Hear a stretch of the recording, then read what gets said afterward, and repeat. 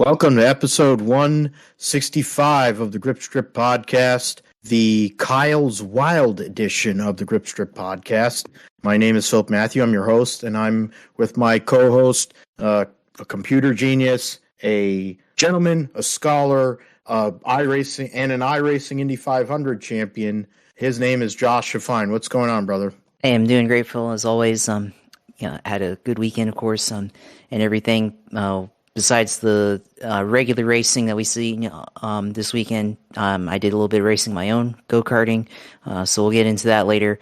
But yeah, a lot of good racing this weekend, of course, Long Beach and Martinsville, and yeah, both series. We saw Kyle win in Cup and in IndyCar, so yeah, ready to get into it. Yeah, Kyle Kirkwood goes and wins from pole to get his first career IndyCar win. Brian Herta takes yet another young driver to victory lane, first of what probably will be many victories for Kyle Kirkwood in the IndyCar series.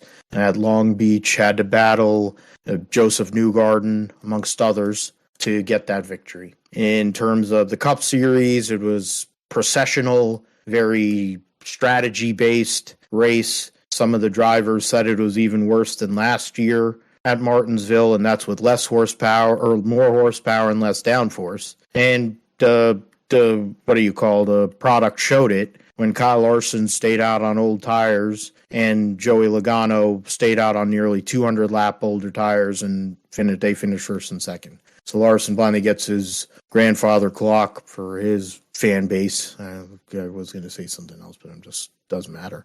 Other than that, we'll get into the Xfinity and truck races. John Hunter Nemechek and Corey Heim, victors in both of those series. We will then also go into our GSP roundup, which will cover the Supercross at Atlanta Motor Speedway, IMSA at Long Beach, MotoGP and Moto2 at Circuit of the Americas, which was the MotoGP races was absolute carnage. WEC at Portimao, which the winner is the same usual winner. But there are some other interesting teams out there. Las Vegas 4-wide NHRA Nationals. We'll talk about the pro categories, but in the sportsman category, one Anthony Wayne Stewart took his first career top alcohol dragster win at the same track that he almost got his first win last fall.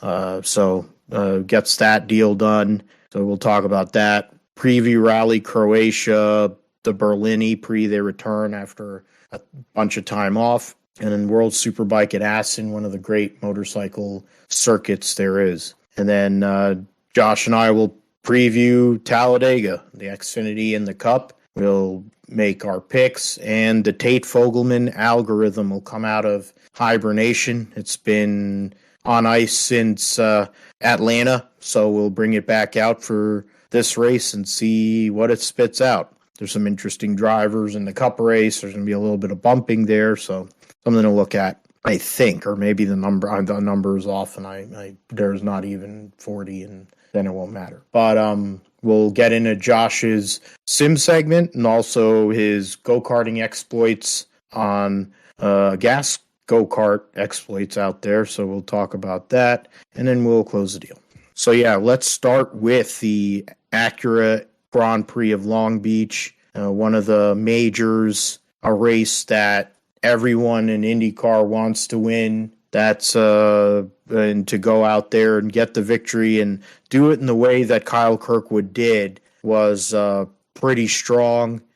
Great job by him. Great job by the Andretti Autosport crew this past weekend, finishing 1, 2, and 4 for the 3 actual drivers they have on that team.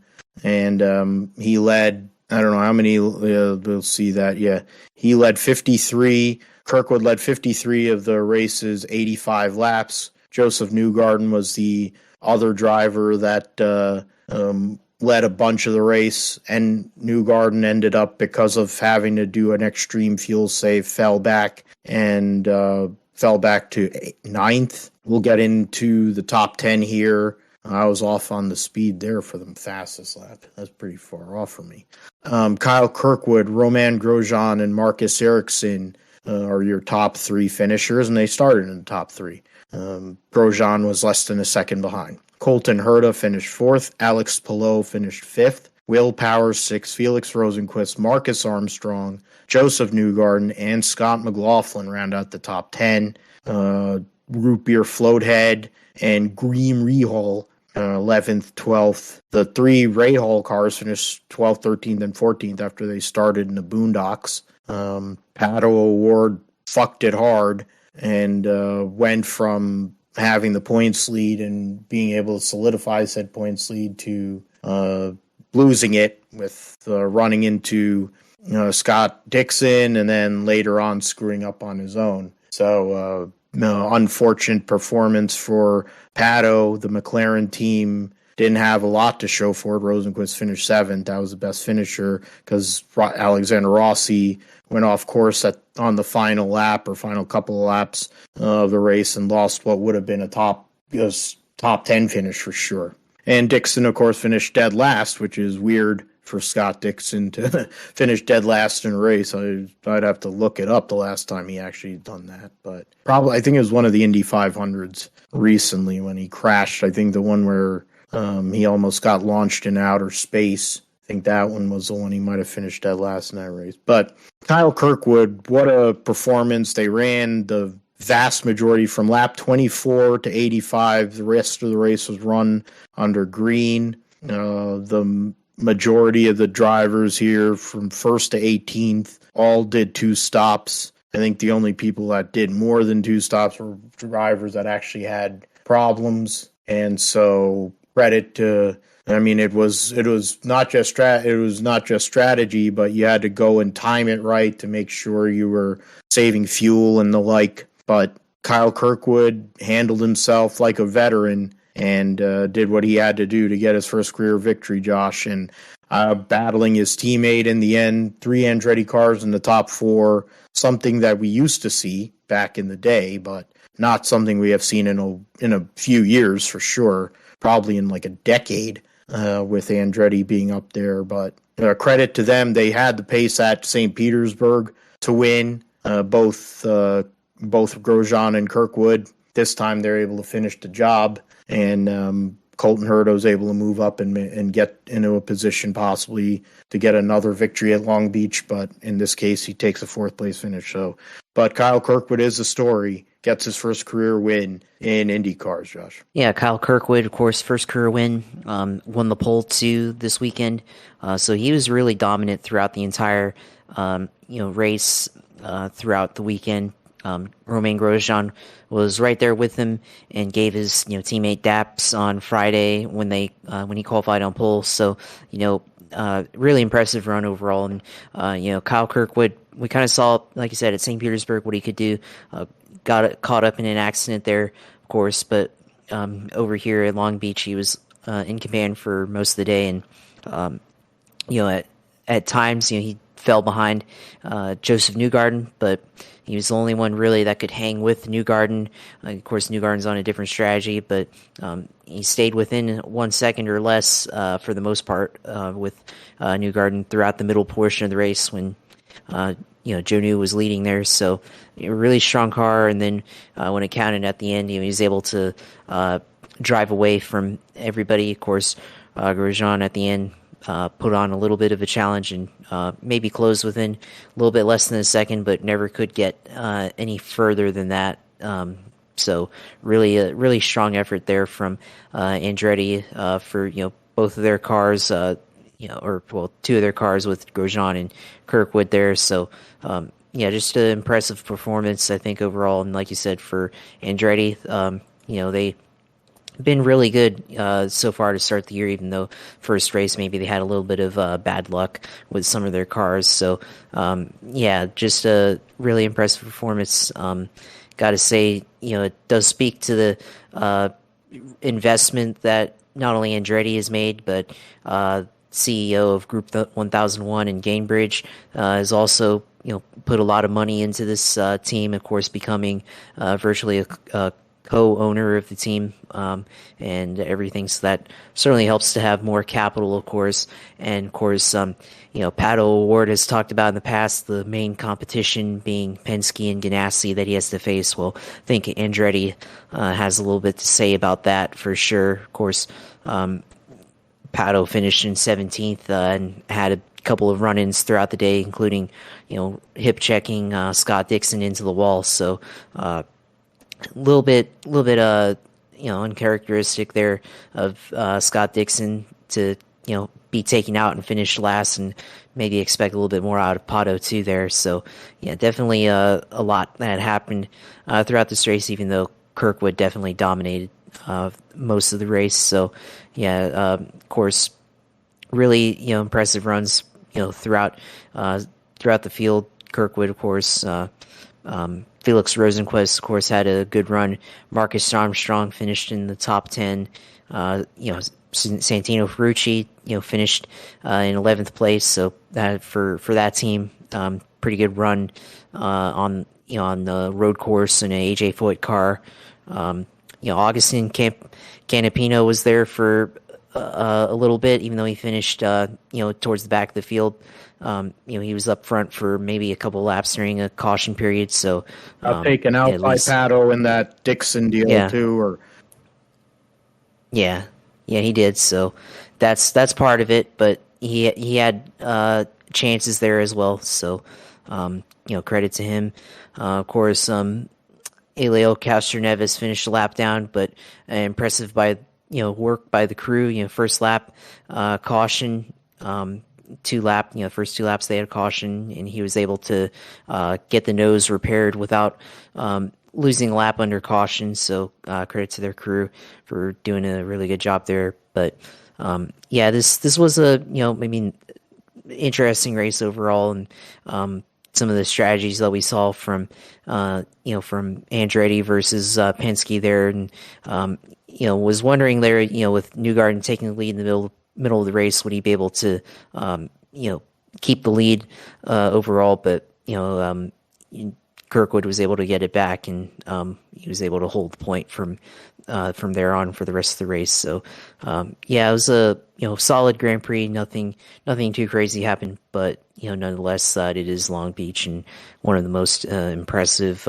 performances we've seen, and one of the most prestigious road course races in the country in this series. Yeah, it's a classic. I mean, outside of the Indianapolis 500, that's the biggest race on the IndyCar calendar. You want to win this race. It means a lot. A lot of the great drivers have won it. Michael Andretti won his first and last race of his career at Long Beach, separated by 16 years between that first and last victory of his career. And meant a lot to his career. He became one of his strong points of his legendary career was street courses, and he won at Long Beach, which his dad had dominated at before in multiple types of cars. And then some guy named Al Unser Jr. became the king of Long Beach and won how many races, although back in the 80s and the 90s, if it wasn't for Danny Sullivan dumping him, he would have probably won like 7 in a row or something. So to win at Long Beach has meaning. A lot of drivers have won their first career race there. As I mentioned, Michael Andretti, that orange necklace mongoloid Paul Tracy, I think Mike Conway, they said as well, and Takuma Sato were all first-time winners at winning the Long Beach Grand Prix prior to Kyle Kirkwood. And, of course, Takuma Sato's a two-time Indianapolis 500 winner. Mike Conway won other IndyCar races and then went on to have a strong career in the WEC. And, so those are two really good ones to join along with Michael Andretti. And he was as happy as I've seen him in a long time, and I think it's probably because he knows that he has a guy that he can win with, he can build with. I mean, he's going to build with Colton Herta, of course, but there's just something about this Kyle Kirkwood and what he has done in his career so far in all the lower formulas to be able to drive the way that he has driven and perform I mean, there's a lot to be said about that and how good he has been. And the reality of the world is I don't think this is the end. It's just the beginning for him. So that's credit to him, and really something that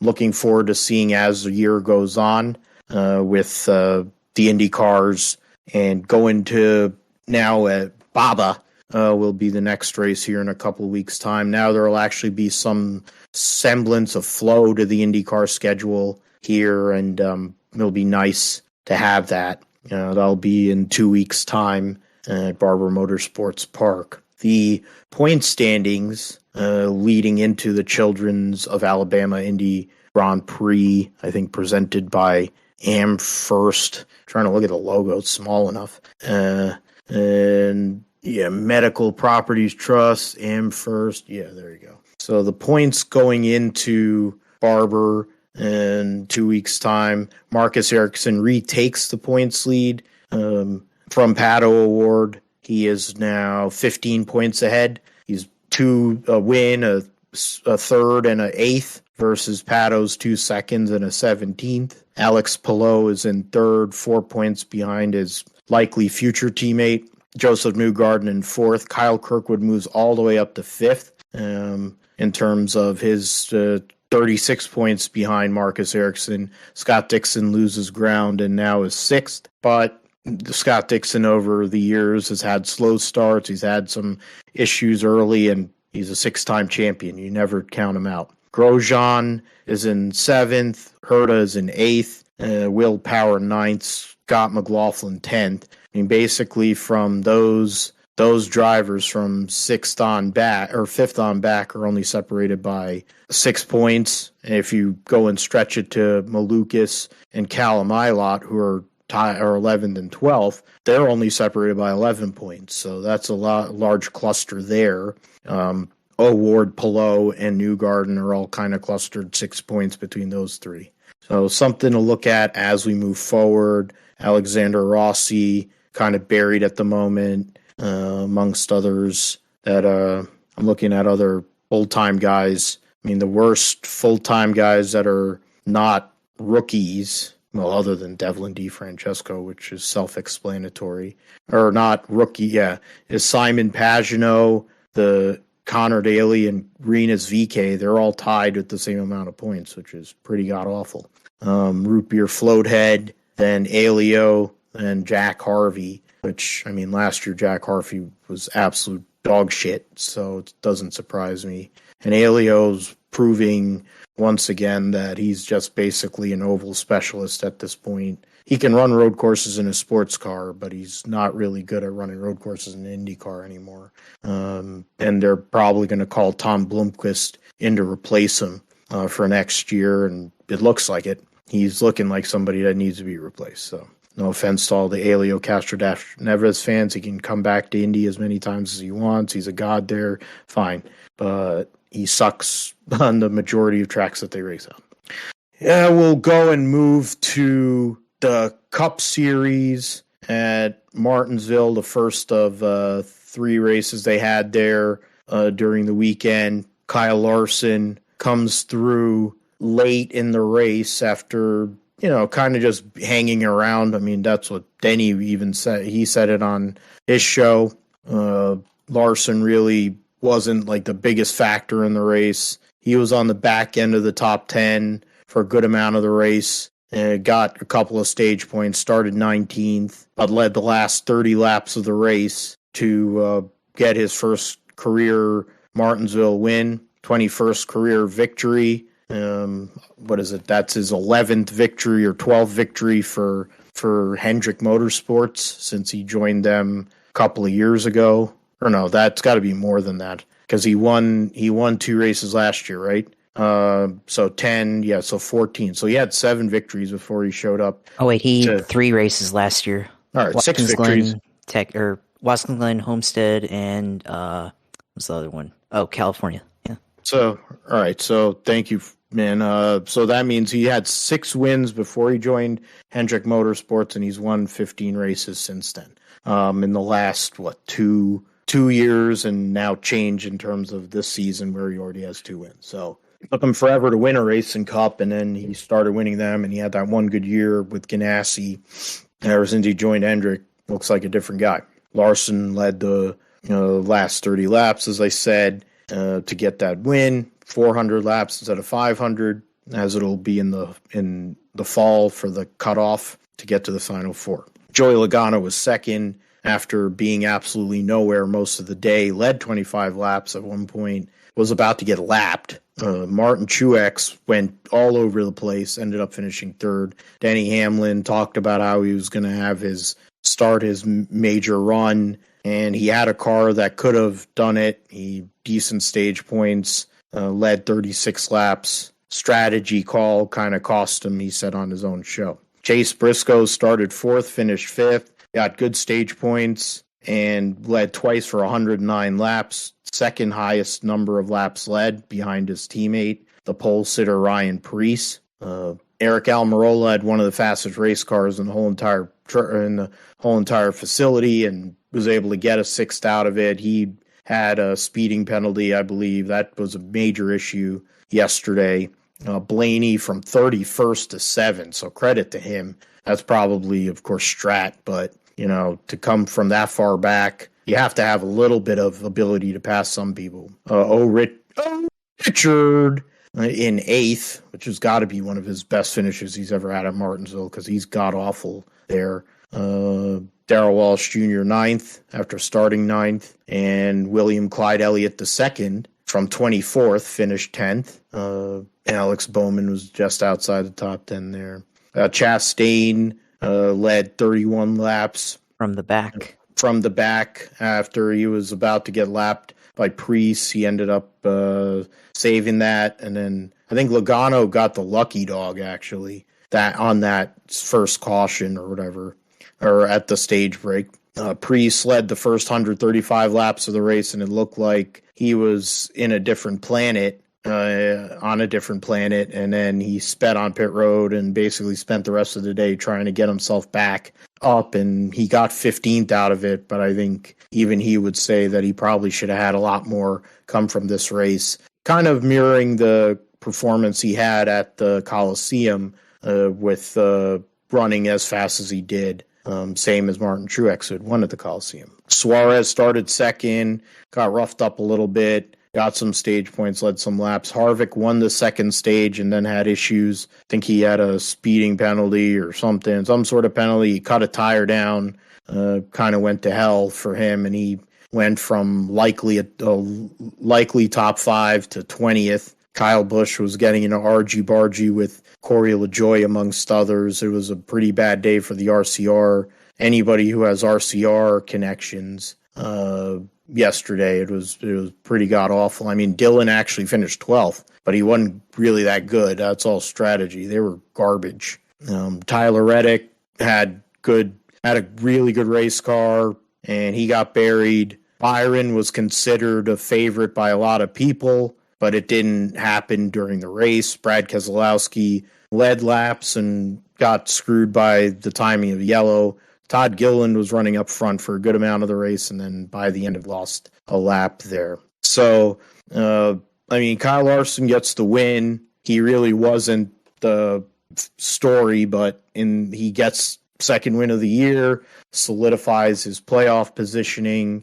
Some of these other guys were in no man's land and got something out of it. I mean, when you look at, I think the drivers from 3rd through 6th, those were all drivers that kind of had something to do with the race. I mean, Truex didn't lead any laps and he didn't get stage points, Josh, but he had a fast race car. But when you look at this, the guys who finished 4th, 5th, and 6th, those are 3 of the best cars yesterday. And got to say, because of strategy and the inability to pass, probably 3 of the best race cars ended up finishing behind cars that, in Joey Logano's case, had nearly 200 lap old tires, and didn't have any problem. They said that they were making aero adjustments and downforce adjustments, horsepower, all that. And the race yesterday might have been worse than the race that they had in November or whatever, October, which determined the Final Four. Mainly because I think there's way more aggression necessary to go and do what they had to do I mean, what is it? Briscoe was leading the race and he got moved by Christopher Bell. Was, clean enough and clean pass, and he got moved. It was for a playoff spot, Final Four spot, and Christopher Bell won that race to get himself into the Final Four. And so I don't know what you were thinking, Josh, but I mean, Larson's whatever to me, but that racing was not all that compelling. If Ryan Preece had not made a mistake on that first pit stop, I think we'd be talking about him winning his first race, because I would believe he would have been the first guy possibly since Jeff Bodine back in North Wilkesboro in 1994, or actually, wait, Jeff Burton at New Hampshire when they decided to put restrictor plates after all the throttle. Two cars had the late Adam Petty passed away, and also Kenny Irwin passed away in New Hampshire because of stuck throttles. So in NASCAR's infinite wisdom, let's put restrictor plates on the cars at a track where you need all the horsepower you can get to get off the corners. And Jeff Burton qualified second, took the lead on the first lap, and led every lap. But I think Ryan Preece could have done that yesterday if he hadn't messed up. So what were your thoughts on the Cup Series race at Martinsville, Josh? Yeah, I mean, I kind of agree with you there with Ryan Preece potentially leading all of or most of the laps. But yeah, speeding penalty took him out. And besides the fact that it took him out of contention at that point in the race, after 135 laps, what really was surprising was and showed kind of what the lack of progress is with the current configuration of downforce series, that he wasn't really able to make any passes to get back to the front. He stayed mired in 20th, was close to falling a lap behind. About the same time, Bubba Wallace fell a lap down to Denny Hamlin in the middle of stage 2. But he fought back to like around 15th, but really nothing more than that. And that's where he ended up staying. So kind of a disappointing ending there for Preece, and shows like just how difficult it is to pass with this car. On the other hand, Bubba Wallace also kind of had the same situation on the same pit stop. So did Truex. They both had speeding penalties, but they ended up recovering to finish back in the top 10. But they had to use strategy to get back up there.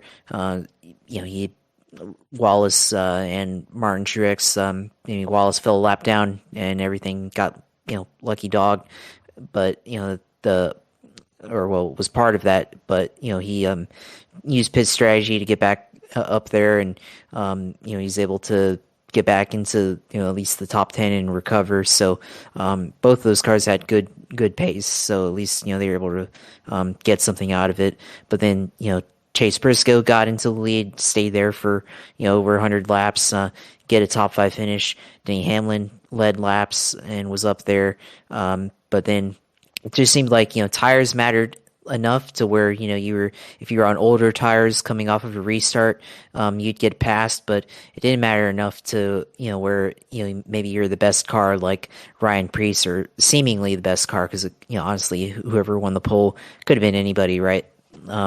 There, so somebody winning the pole lead the first 135 laps and gets taken out by something and can't make his way back up. So there's still a little bit of ways to go in terms of tire wear. We're able to do that, and Denny Hamlin talked about on his podcast the horsepower and stuff, that they still need more horsepower and everything, which I agree with.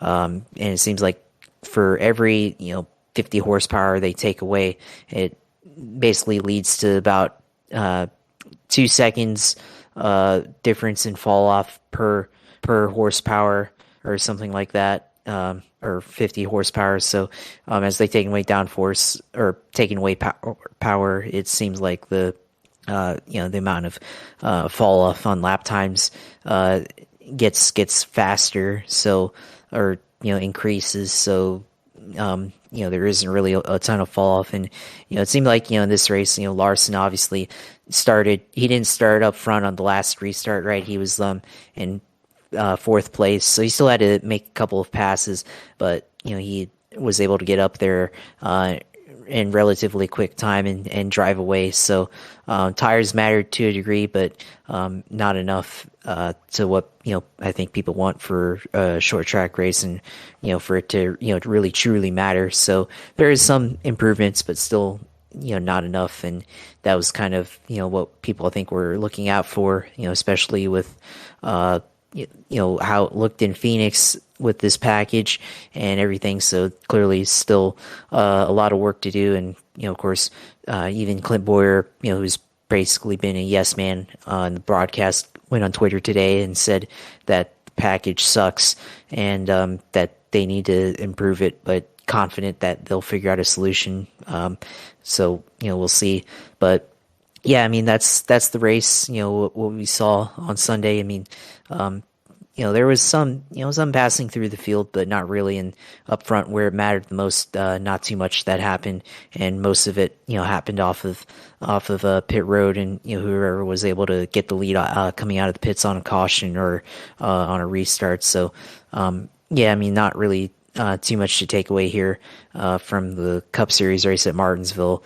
Of course, Chase Elliott came back from, his, accident in the snowboarding, back in March. Now back in the race car, finished top 10 here. So solid start, after injury and everything. And at least, with the injury and everything, looks like he can at least, perform okay enough to be able to, hang in there with the rest of the guys. So, yeah.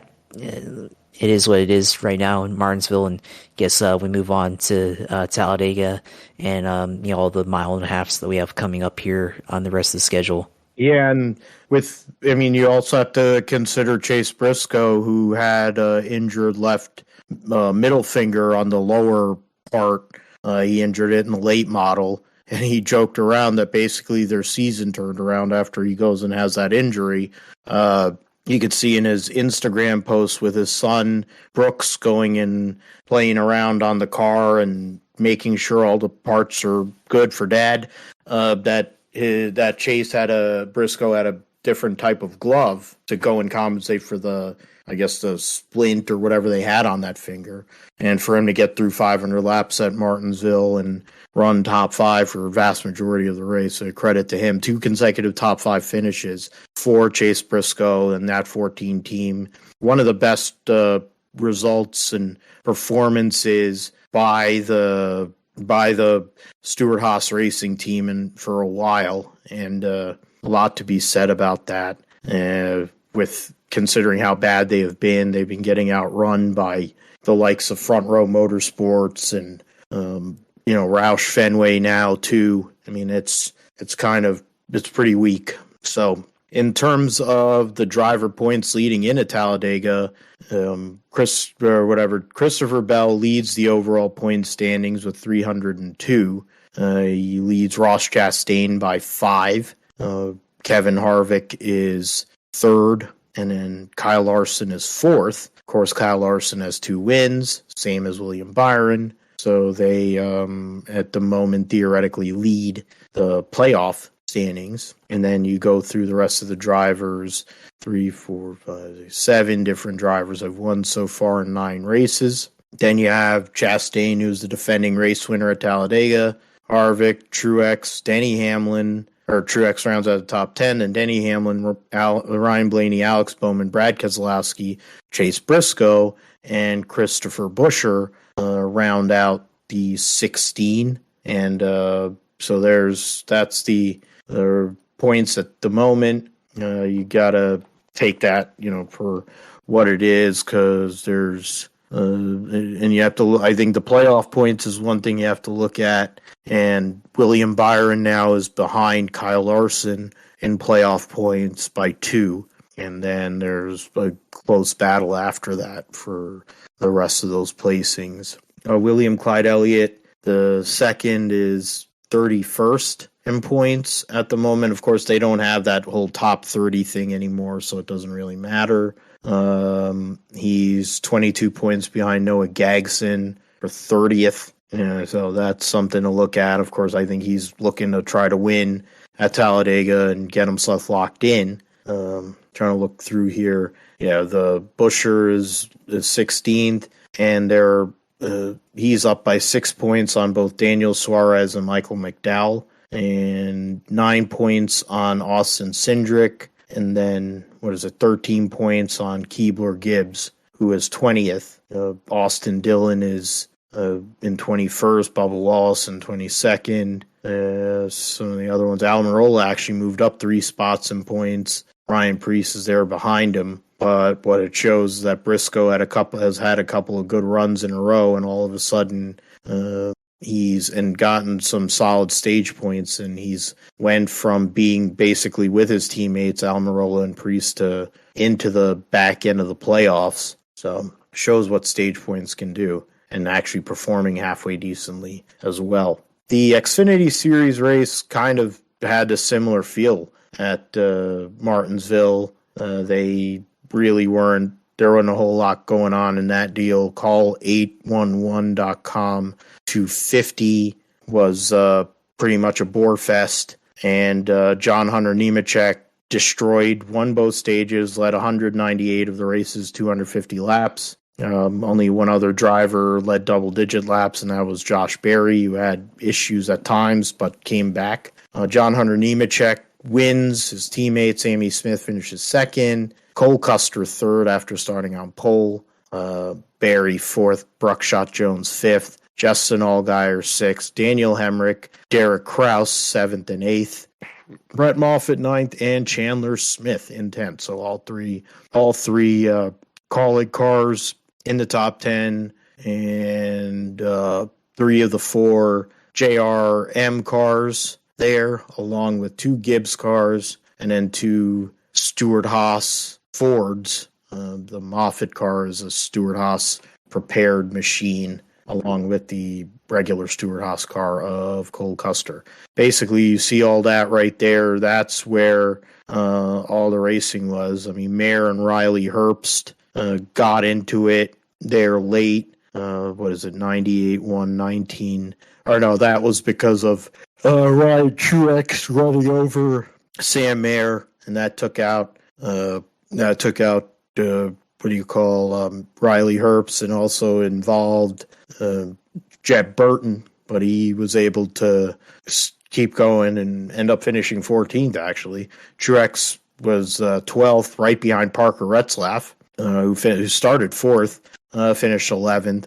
I ended up picking, for once, I actually picked a winner in John Hunter. I didn't think it was going to be that epic, but he did it. And then he burned his car down, like Zane Smith. I think somebody has to get to these people and say, when they run those mud flaps or whatever that they run on the car, maybe you shouldn't go and do burnouts, basically sit on the wall and do those massive NHRA burnouts, because you're going to burn the car down or truck down. Just a thought. But, go through some of these other people. So, yeah, those guys. Trying to see anybody else of any great significance. Austin Hill actually led 8 laps at one point during the night. Herbst had some good stage points, and Sam Mayer scored stage points in the first stage. Pretty straightforward, and it was a pretty short race. I mean, even with 10 cautions, you look at, and also like for Brett Moffitt to come back from spinning early in the race to get back in the top 10. Caden Honeycutt, who had starred in the truck race at Bristol, blew an engine in the 74 car, which is not surprising because they're not used to actually running a race. Then you have, I'm trying to go look through here. Yeah, what is it? Joe Graff Jr. got completely used up by Ryan Ellis, and I think a lot of people were happy about that. Soon after that, there was a caution for 4 drivers that kind of don't really have anything to do with it. LeBay, the 07, which was driven by, trying to see Dawson Cram, former guest of the show, Leland Honeyman, or whatever the hell his name is, and then the 28 of Kyle Sieg, so then another Sieg car got destroyed. Then the 92 of Josh Williams got spun, 51 of Jeremy Clements. Yeah, so Cole Custer led the first 5 laps, and Nemechek led for like nearly 60 Then Hill took over, and Barry, Smith. Outside of a pocket of 5 laps for Justin Allgaier, John Hunter led from lap 107 till the end. So it was a proper baptism. John Hunter Nemechek goes out there and gets that victory. I mean, I don't really know what to say. There really wasn't anything else that was going on. Barry had to come back from some turmoil at times during the race, which seems to be the thing every single week, Josh, but he's still coming up with finishes. But John Hunter Nemechek kind of has a similar feeling to his truck season a couple of years ago, where he ended up winning a lot of races, having a lot of momentum, and then when push came to shove in the playoffs, he melted down and wasn't able to close the deal at Phoenix. But right now, he's looking pretty good, I have to say. Yeah, I mean, he's looking pretty good. Obviously, he's been fairly dominant to start the year. This one, yeah, no different, of course, and I think the fire celebration, like you said, is very metaphorical for how he's performed so far this season. Of course, 2 wins, 4 top 5s, and 7 top 10 finishes to start off the year after only 8 races, and rightfully leading the points lead so far to start the year. So yeah, he's literally on fire this year, and can't blame him. And think Joe Gibbs Racing, their organization, same performance as they've been performing since last year, and they continue with John Hunter, and of course looks like his 2021 form with Kyle Busch Motorsports, and showing that he's eventually going to get a Cup ride. Is probably deserving of one, but we'll have to see later on in a few years if he's able to to get one. And of course, teammate Sammy Smith finishing 7th or 2nd. So Toyota, Joe Gibbs won 2, and he led a couple laps there as well. So they performed admirably, of course. And then you have Josh Berry, like we were talking about. The only one really to lead any significant amount of laps other than John Hunter there. So he was able to really get in a top 5 finish. Like I agree with what you said. Not too much happened really in this race, and it's just all John Hunter Nemechek, of course. Sam Ayer got in an accident, of course, towards the end. So he's only, and him and Riley Herbst both got into it along with the 19 and the 27. So, 2 top names, or at least, regularly performing names in this series, taken out late in the running. You had that happen. Of course, Sheldon Creed had some beef with the Colleague cars. Of course, Colleague Racing, one of the, vendors or customers of RCR that they get equipment and support from, and Sheldon Creed had some beef, of course, talking about how it seems like the Colleague guys are the ones that don't have a whole lot of respect for them and their own customers. So got to wonder where the love is on that, but it seems like it's encouraged by Matt Colleague and Chris Rice for their drivers to be uber aggressive in this series. So maybe Sheldon Creed shouldn't be surprised by that when you look at it from how the owners want it and the managers over there want it, but still like to see more respect from the guys that to the guys that you get your equipment from. But not too much happened in this race, and certainly John Hunter, could be a sign of things to come for at least the rest of the regular season. Here in the Xfinity Series, until the playoffs, we'll see if John Hunter Nemechek's able to run away with the Xfinity title, similar how he took the regular season title a few years ago in the Truck Series. Yeah, we'll have to see. Plenty of time to go. Talladega coming up, which means Austin Hill's gonna probably star there. He's made his bones at the plate type tracks, so great opportunity for him there. He started out smoking, 3 wins in the first 5 races. It's been a little bit rough since then. The last 3, Austin, Texas, of course, Coda and Richmond, and now Martinsville. going to Talladega, then they'll run Dover. They'll take a week off in between that, and then they'll go to Darlington, another week off, Charlotte. And then from Charlotte on, they're going to be, I don't know, I was wrong. I was about to say from Charlotte on, but they have another week off in between Snoroma, which will be the first time they run there, and then Nashville, which will be the first race for the NBC crew. And then from then on, they're going to be running for a while there until Texas. They're going to run every week until Texas, which is pretty bad, pretty rough for what little money they make. Points right now, John Hunter Nemechek leads the Xfinity point standings by 21 over Austin Hill, the two dominant figures so far in the Xfinity series. Playoff points, Austin Hill has 18 to John Hunter's 13, but I figure that's going to keep on going up. Chandler Smith is third in points. Riley Herbst, even with the rough finish on Saturday, is fourth. Josh Berry rounds out the top five. 9 points separating Chandler Smith to Josh Berry. Allgaier, Sammy Smith, Cole Custer, Daniel Hemrick, and Sheldon Creed rounding out the top 10. Sam Mayer and Parker Kligerman rounding out the 12. There's nobody outside of the top 12 right now that has won a race. So, Parker Kligerman leads Buckshot Jones by 9 points. He leads Ryan Sieg by 14, and then it's a much bigger gap after that. Opportunity race, of course, coming up this weekend at Talladega. So for somebody who is outside of that top 12 right now, a smaller team trying to go and get in like Jeremy Clements did at Daytona last year. Jeffrey Earnhardt drove for Richard Childress and had Larry McReynolds on the pit box and almost won this race last year.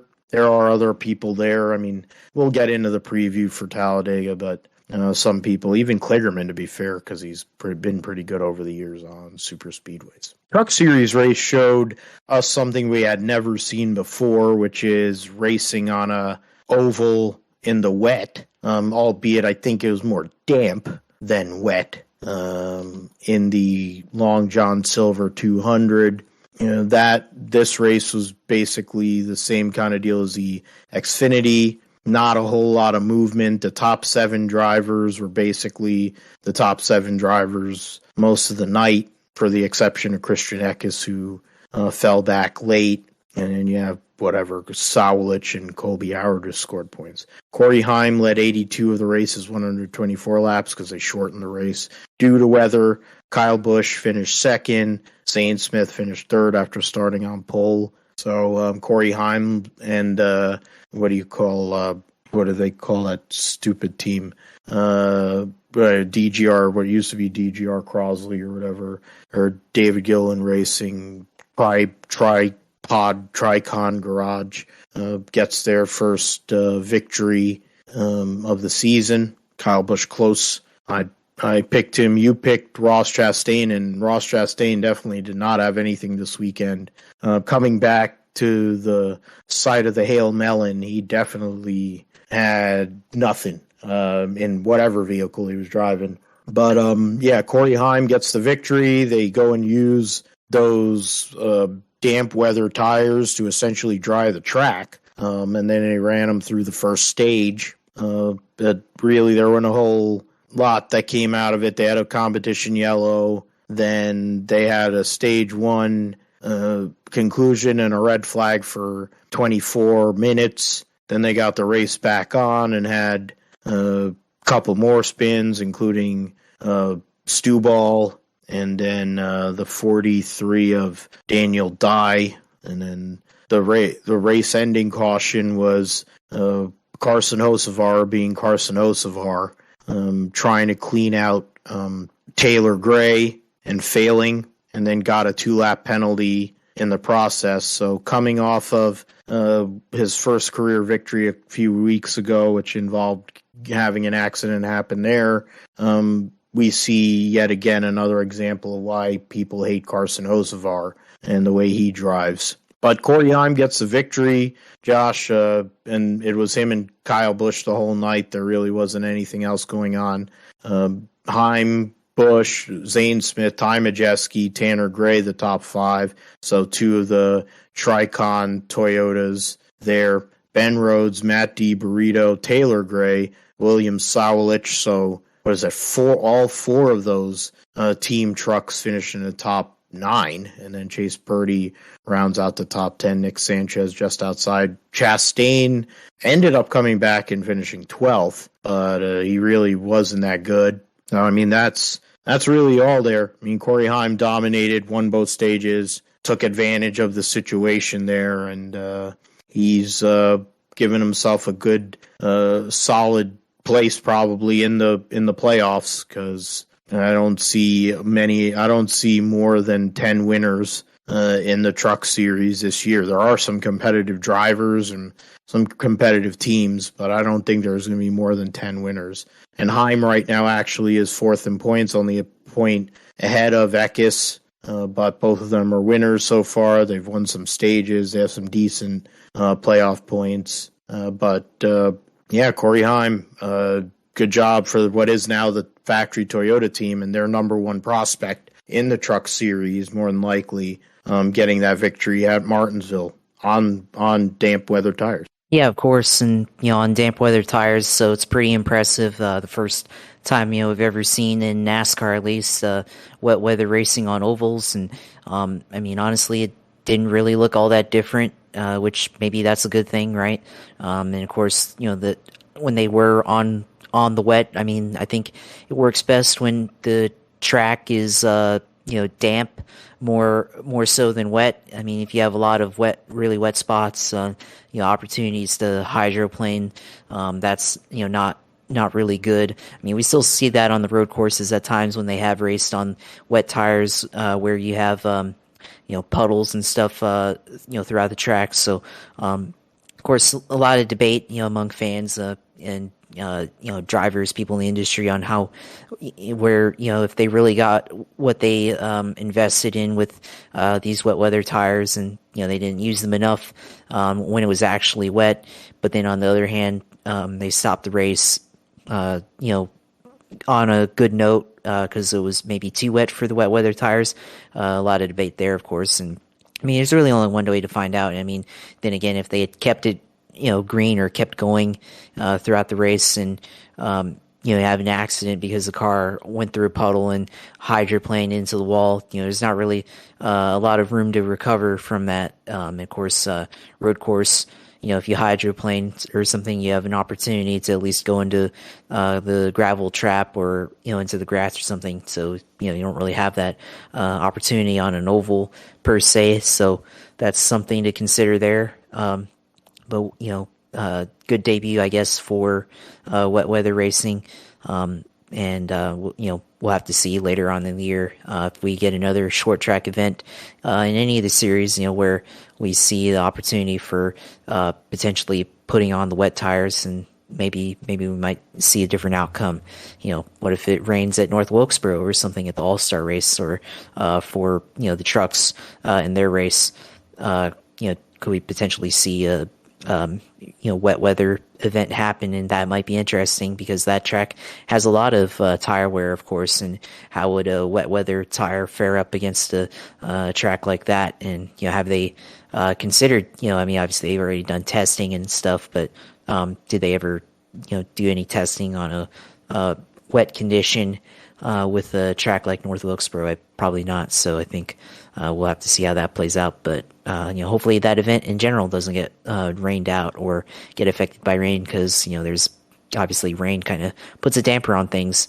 Especially for a big event like that coming up next month. So we'll have to see. But yeah, Corey Heim, of course, putting him in good position for playoffs later in the year and everything. So he's definitely good for that, of course, and showing what he can do in this series. and we'll look to see him later on in the year, and if he's able to make any noise in the playoffs and go on a good run, potentially a championship type run, maybe he'd be a guy that could challenge Zane Smith, of course. And Kyle Busch finishing second.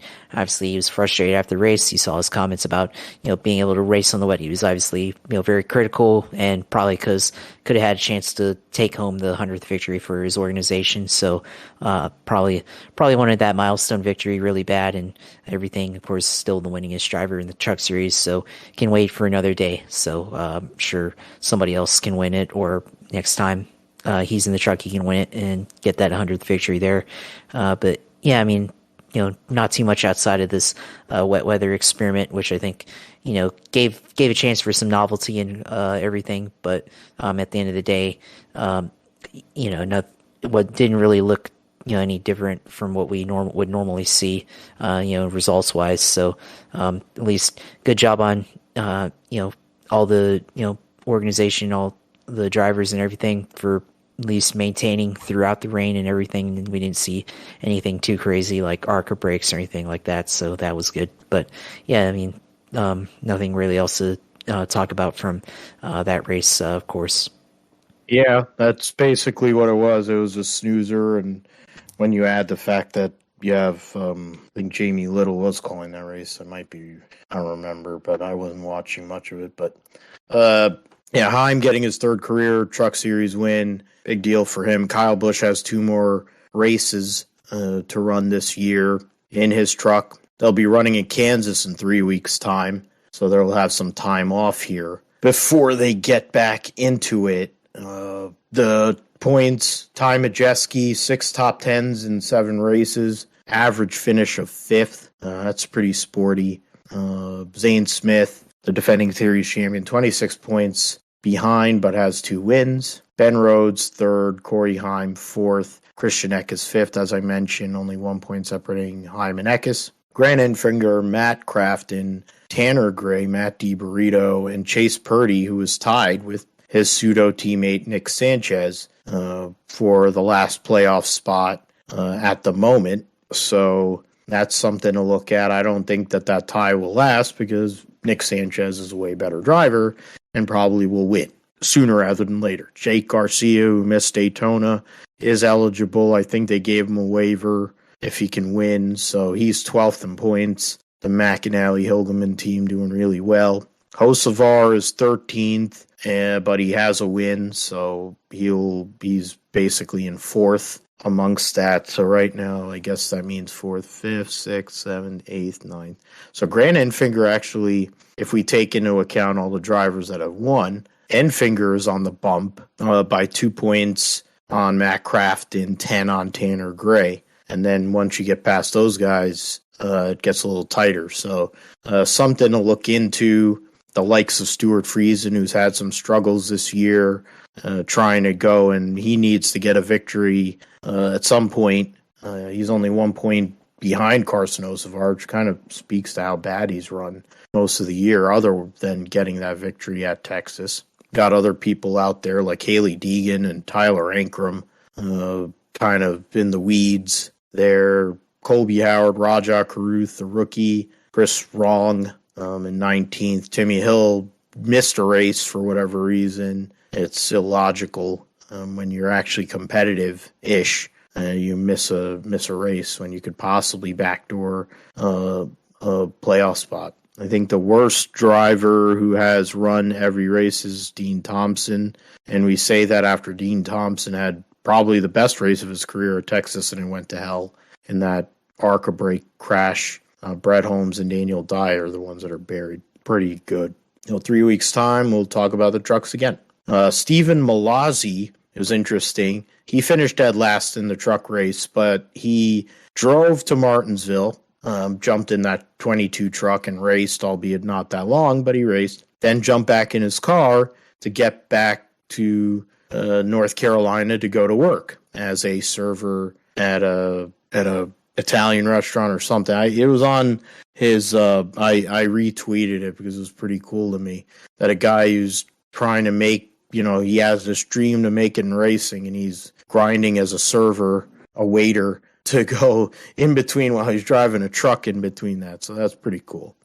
Nick Sanchez, they also announced earlier in the weekend that Nick Sanchez is going to run a throwback to Mario Andretti's Daytona 500 win for the Darlington throwback weekend, which is pretty badass, albeit, it's on a Chevy instead of a Ford. Mario Andretti will be at Darlington to see this vehicle up close, so that'll be great to have one of the greatest drivers ever lived of all time go and be at Darlington Raceway for that vehicle to race. Let's move on to the GSP Roundup here. A few things to go over. Supercross was at Atlanta Motor Speedway, and Chase Sexton dominated the main event to get another victory. Go through all of this. Let's go and get the official results. Chase Sexton, the winner, led all 15 laps. Didn't get the whole shot. Roxon got the whole shot, but he passed him and on that first lap and took the victory over Justin Barcia, Roxon, Cooper Webb, and Eli Tomac. Aaron Plessinger, Adam Cianciarulo, Dean Wilson, Colt Nichols, and Justin Hill rounded out the top 10. The point standings going into the next round, which I believe is it's this weekend at East Rutherford, no less. Wow. Okay. So they're racing at 7 p.m. on Saturday. I got to see if there might be tickets. It's interesting. There might be something to actually go to a Supercross race. I wonder if I could find anybody else to go with me on short notice. The championship standings, Eli Tomac leads by 6 over Cooper Webb, 17 on Chase Sexton. So that win was huge based on Webb 4th, Tomac 5th. So now he's back in the mix. Barcia and Roxon only separated by a point for 4th and 5th. Anderson and Plessinger separated by a point for 6th and 7th. Cianciarulo, Christian Craig, 5 points, 8th and 9th. And then Justin Hill rounds out the top 10. In the 250 East race, it was Hunter Lawrence, even though there were other people up there that had a chance and definitely looked good. Danger Boy Hayden Deegan led a couple of laps and battled with Hunter Lawrence, but in the end, he went out there and got yet another victory. Hunter Lawrence, Jordan Smith, Hayden Deegan, the podium finishers, Joe Shimoda, Max Anstey, Henry Miller, Chris Blose, Talon Hawkins, and Cullen Park. There's some interesting names with these white people. I would say that, I'd say that elsewhere, but man. Nate Thrasher wrecked and fell out of the race. He was running up front early, and then Jeremy Martin as well, another one. The point standings sees Hunter Lawrence, who's won 6 races, 6 of the 7 races, I believe. Yeah, 6 of the 7 races so far in the East Series. He leads by 45 points on Hayden Deegan. Max Anstey's 10 points behind Deegan. Thrasher 12. Jordan Smith 17. And then 21 to Jeremy Martin, who's in 6th. So that's something to look at as they race at in MetLife Stadium this coming weekend. For the last, I think, or next to last East race of the regular season, there will be one more West race at Denver at Mile High Stadium in Power Field or whatever prior to the championship finale, an East-West showdown. So 2 more, or actually this weekend's race at MetLife is going to be an East-West showdown as well.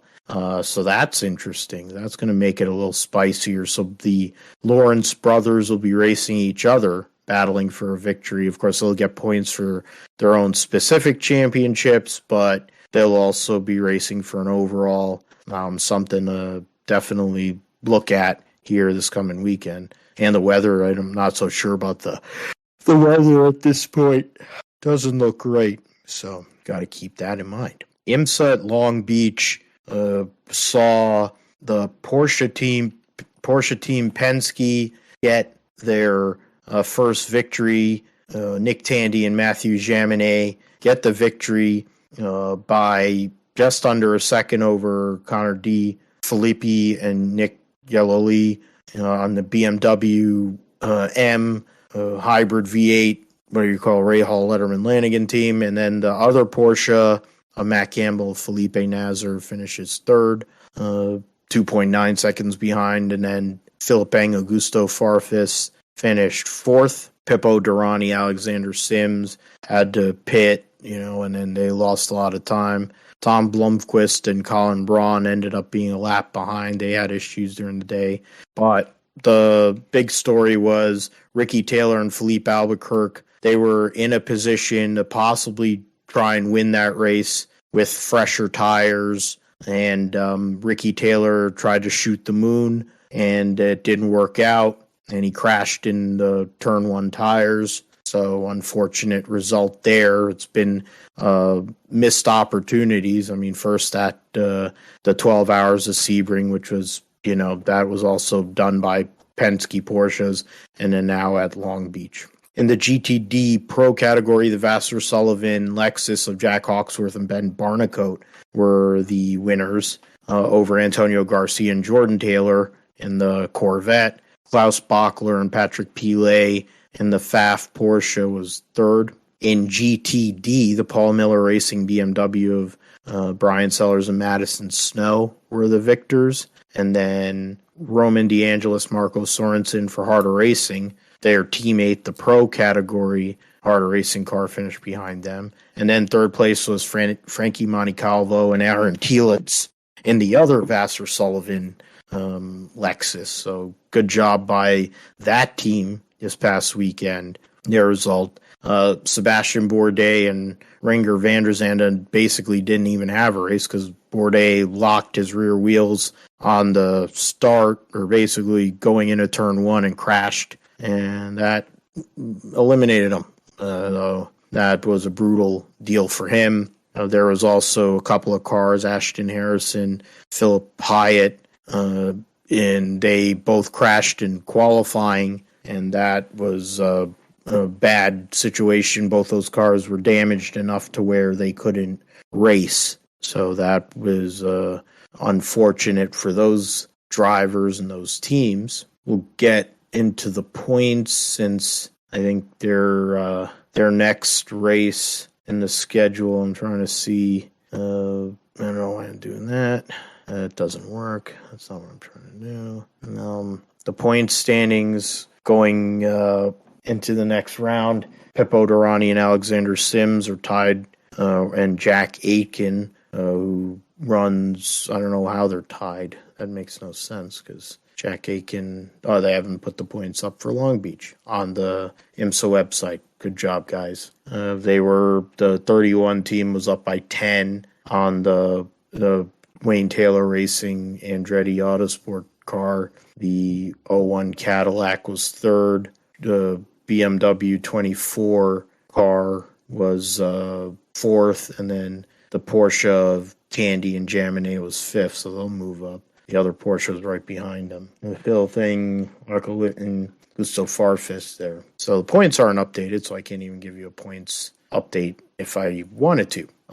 The MotoGP and Moto2 race at Portimao, or not Portimao, COTA. Why am I thinking Portimao? Alex Rins gets the victory in the Americas Grand Prix, the U.S. Grand Prix at COTA on the LCR Honda, which is crazy to think considering how much Honda has struggled in recent years. Rins coming off of the Suzuki factory ride and well known for having a lot of speed but crashing a lot, ended up pressing the defending world champion Pecco Bagnaia into a mistake early. Lots of crashing. They didn't even have 15 classified riders by the end of the race. There were so many wrecks in that deal. So Alex Rins gets the victory by 3.49 seconds over Luca Marini, and Fabio Quartararo was third.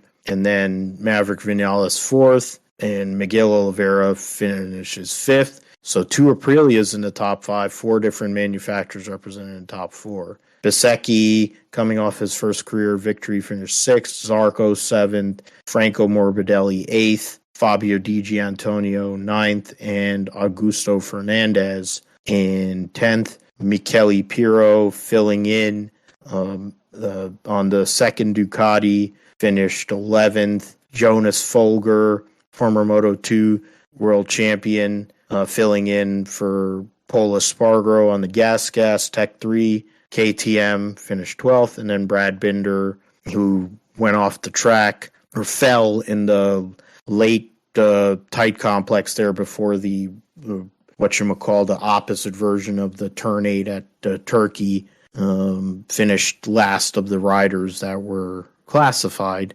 Brattle filling in on the second Honda, or on the Honda for Marc Marquez, crashed out. Taka Nakagami on another. All the 3 Hondas are all there together. Joan Mir, the former teammate of Alex Rins and a former world champion. Pecco Bagnaia, Raul Fernandez, Jack Miller.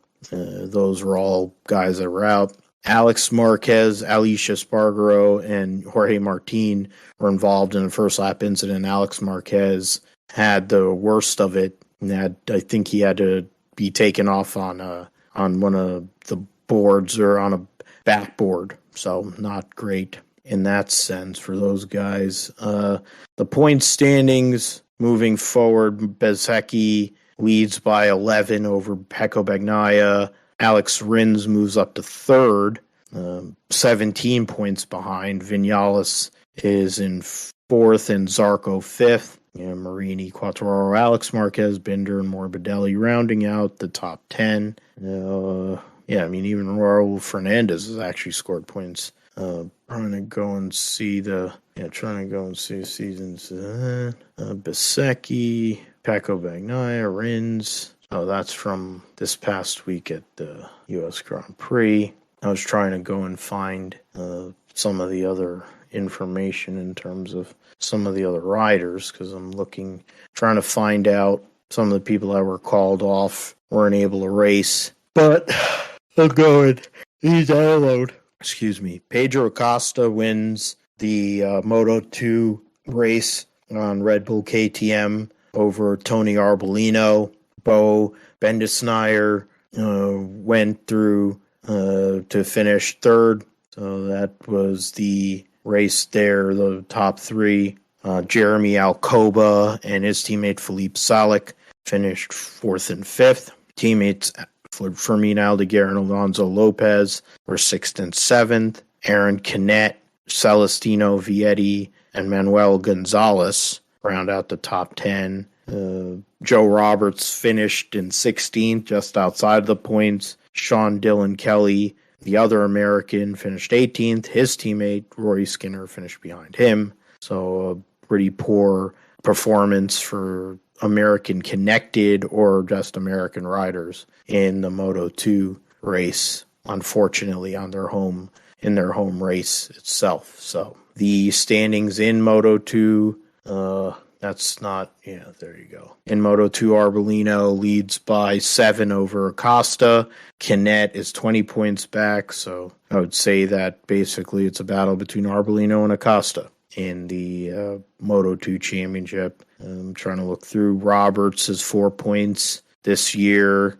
SDK is one of a few riders that hasn't scored points so far in the season. The next race is WEC at Portimao, which, per usual, Toyota gets the victory, and no surprise there, but you go and look at how some of the other cars that finished around them. Ferrari and Porsche end up on the podium, so credit to those teams for their performance in the GTP category at Algarve. I don't know what classification. Yeah, there you go. So the Toyota won by a lap. The 8 of Buemi, Hartley, and Hirakawa by a lap over the 50 Ferrari of Fuco, Molina, and Nielsen.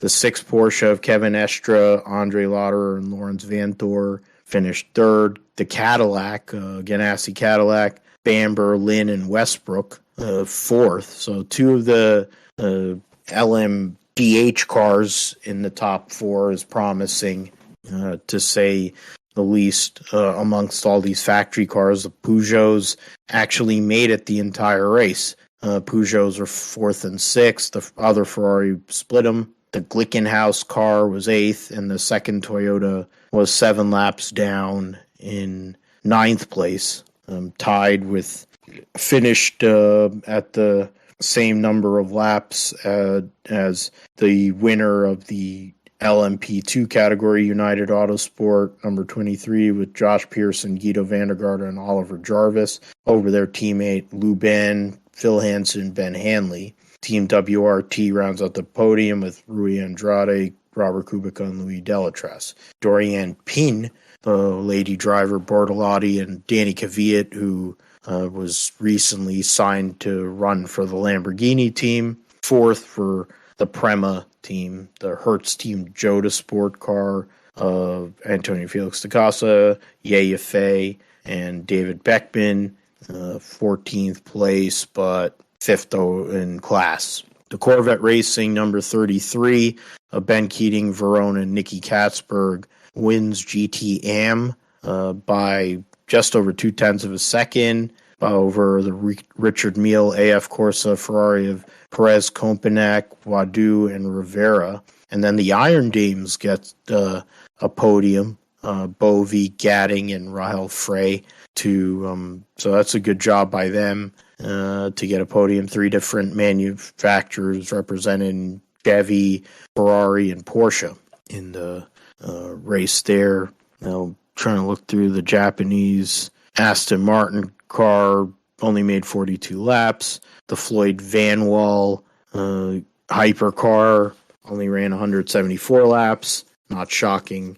The Porsche 9, the number 5 Porsche of Cameron, Christensen, and Makowicki had issues and was the last classified finisher in 35th. So you go and look through all of that, get into the points and their points going into the Spa 1,000 kilometers I don't even know what this layout is. It's such a bad layout. Yeah. So the WEC website, for all the money they have, is god awful. So they'll be racing there in 2 weeks' time, less than 2 weeks' time. They'll be racing at Spa for the 6 hours of Spa.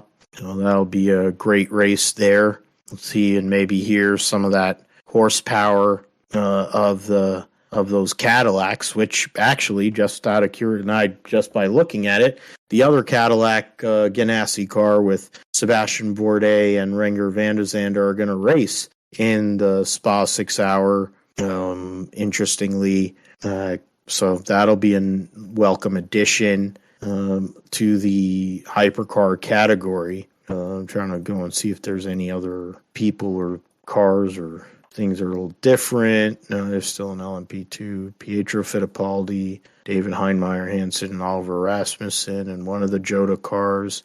Alpines, that's the other. Oh, they're actually, it says they're going to be in so the Hertz Team Jota Porsche is going to debut at Spa, so that'll be great to see with Antonio Felix da Casa, Will Stevens, and Yaya Fey.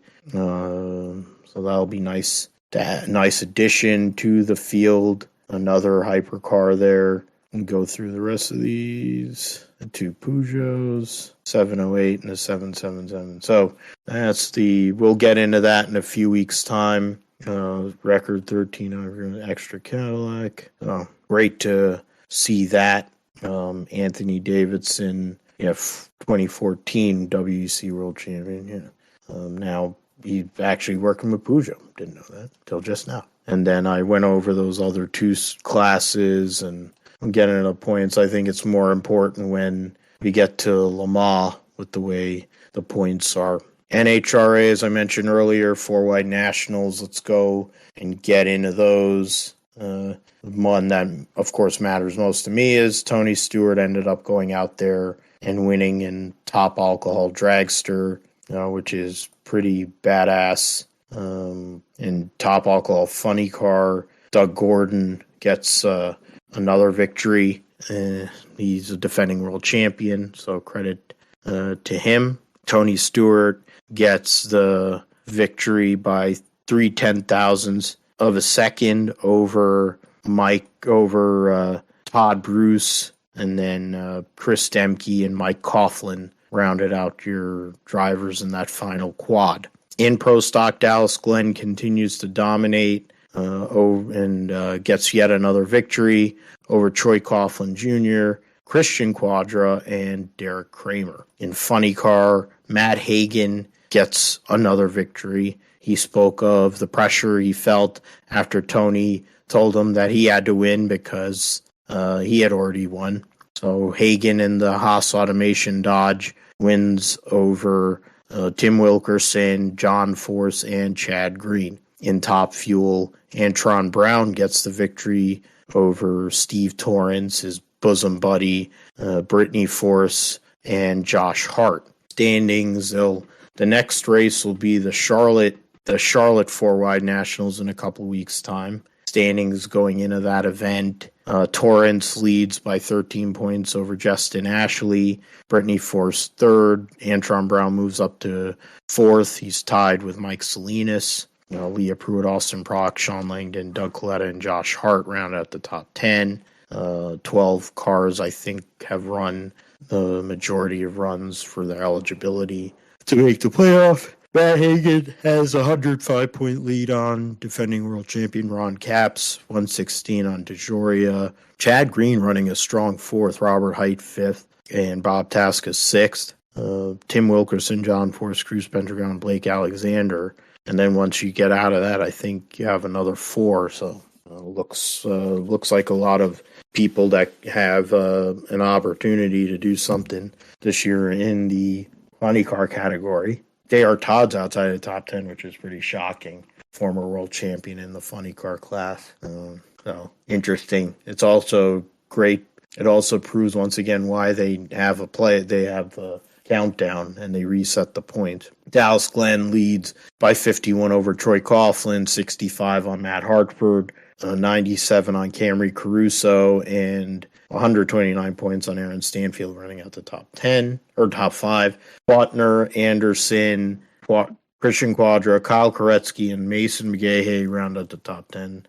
Derek Kramer is 5 points out. 13 points out is defending world champion Erica Enders, Fernando Quadra Jr., Jerry Tucker, and Chris McGahey rounding out the top 15. In the NHRA Pro Stock class, I talked about, I think the Charlotte 4-wide will see the Pro Stock motorcycles come back again, so that'll be nice to see. Get into Rally Croatia, it's really just get into the points. As of now, getting into WRC, I mean, the passing of Craig Breen last week was sad. He was doing a recce and on a stage and then ended up getting killed in an accident. So our condolences to the family of Craig Breen, a younger guy, 33 years old. So unfortunate loss for not only his family, but for the world rally community. Going into this race, in Rally Croatia, Sebastian Ogier has run 2 out of 3 races, is the leader with 2 wins. Thierry Neuville, who's finished on the podium of all 3 races, is in second, and Kalle Rovanperä, the defending world champions, in third, 1 point behind. Ott Tanak is fourth. He won Rally Sweden, but otherwise he has a 5th and a 9th. Alfred Evans is in 5th. So that's we'll see how it goes for you only field 2 entries for the use at the asphalt and architect in the Irish 15 crash pre-event test. James Fulton was unharmed, so we'll run for full-time drivers Thierry Neuville and Esapekka Lappi. So that's it's so interesting. They're paying tribute to Breen on the cars this week or this race, and Cyril Abiteboul is now the Hyundai team principal. So that's something. Amazing how they somehow or another stay around, even if they're mediocre. Oh, that's what it is. I can probably put that right there, and then go and put that down to this. So there you go. Put that to there. Just Formula E, Berlin E-Prix is next. Try to run through this. I've been kind of lollygagging on this, unfortunately. I need to probably adjust the way I do the roundup. Might help. Verline has led the points for most of the year, still the case. 24 points on Jake Dennis, 25 points on Nick Cassidy in third. 3 different manufacturers represented in the top 3. 4 if you get to Jean-Eric Verne in fourth. So it's a very tightly bunched deal there between Dennis, Cassidy, Verne, and Antonio Felix da Costa, the teammate of Pascal Verline.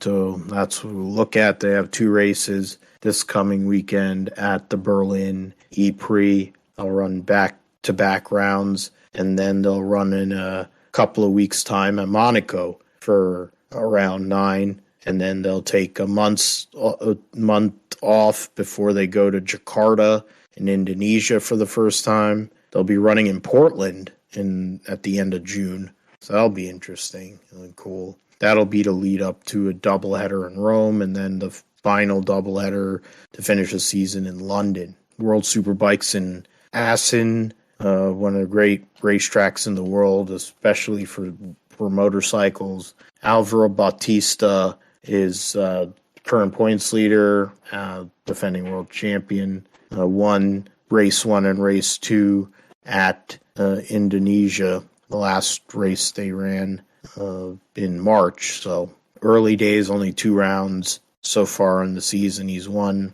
5 of the 6 races so far. Toprak Raskat Lioku in second, Locatelli, his teammate, third. Axel Bassani, Michael Ruben Rinaldi, 4th and 5th. Johnny Ray is in 6th. So interesting to see how he responds here this coming weekend. Garrett Gerloff, the American on the BMW, is with all of his BMW teammates, all kind of in the back, in 16th in points. So see if BMW has responded and has some better things to bring to the table. Go and get into Talladega, Josh. Time for the algorithm. Got to get it out of hibernation. Time to see what we think is going to happen or can happen at Talladega. It's usually a carnage-filled race, so the notion that we're talking about it now and trying to make choices, it's very hard to make choices when you have people who basically treat it as a wild card. But we have to give it credence. It is a race. 500-miler, unfortunately. They ought to run 400 miles for this race or something to make it better. I think it should be 600 miles. Yeah, and then why? So we can see people jump over the fence. Because I think that would be more entertaining. That would fit Tony's deal when he had his rant a few years ago. You could have some of them inbred hillbillies jump over the fence, and they can go and play Frogger with stock cars. That would be pretty good. I saw a picture recently of, I guess, an old Talladega race where there's fans on the backstretch sitting like on the catch fence, or like the fence behind the catch fence, so they're about as close as what you could get. Yeah, well, that was like, was it the 80s probably? Maybe the 90s? Probably the 90s. I think it was the 80s, but whatever.